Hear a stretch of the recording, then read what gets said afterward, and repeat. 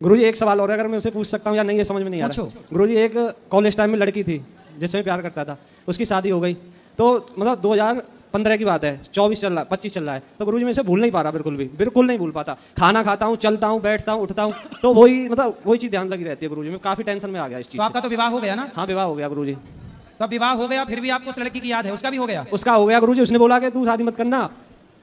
अब गुरुजी उसने शादी कर ली, और उसके बाद मैंने काफ़ी टाइम शादी नहीं की। फिर उसने शादी कर ली? शादी कर ली, मतलब धोखा दे के भाग गई वो। तो फिर ऐसे धोखेबाजों को भूल जाओ ना। लेकिन मैं भूल ही नहीं पा रहा उसको। मैंने इसकी दवाई भी ली है। इसकी क्या दवाई होती है? डिप्रेशन की दवाई ली है गुरुजी।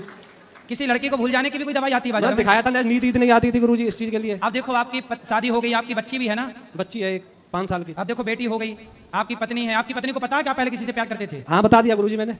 तो पत्नी खुश है? और खुश क्या, मैंने बता दिया, जो है वो तो बताना पड़ेगा गुरुजी। क्लियर क्या है, झूठ बोलना क्या? अब तो कम से कम उसे भूल जाओ, नहीं आपके चक्कर में वो अपने वाले को ड्रम में पैक करके ना जाए। गुरुजी भूल ही नहीं पाता मैं, बिल्कुल नहीं भूल पाता। कोशिश करता हूँ, चलता हूँ, बाइक पे चल रहा हूँ, रास्ते में जा रहा हूँ, बैठा हूँ, खाना खा रहा हूँ, कुछ भी है, मतलब वो चीज़ माइंड से निकलती नहीं है गुरुजी मेरे। निकालने की कोशिश करता हूँ।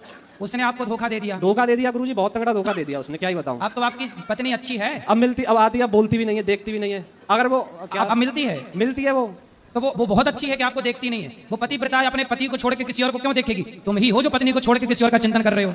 वो अच्छी है, तुम गलत हो। वो अपने पति के सिवा किसी और को नहीं देख रही है, तो तुम अपनी पत्नी के सिवा किसी और के बारे में क्यों सोच रही है? ये भी पाप है, पता है? आपका विवाह हो गया, अब आप कुंवारे नहीं है। अपनी पत्नी के होते हुए पराई स्त्री का चिंतन करने वाला पुरुष नरक जाता है। इसलिए अपनी पत्नी के होते हुए पराई स्त्री के बारे में कभी नहीं सोचना चाहिए। सोचना भी पाप है, स्पर्श करना तो पाप है। यदि आपने उसे धोखे से छू लिया। नहीं, शादी ऐसा कुछ नहीं किया गुरुजी मैंने। ठीक है, वो तो अच्छा है। नरक तो गुरुजी जब जाऊंगा जब मैंने उसे धोखा दिया हो, जब उसने मुझे धोखा दिया है। पर अब तो आप अपनी पत्नी को धोखा दे रहे हो।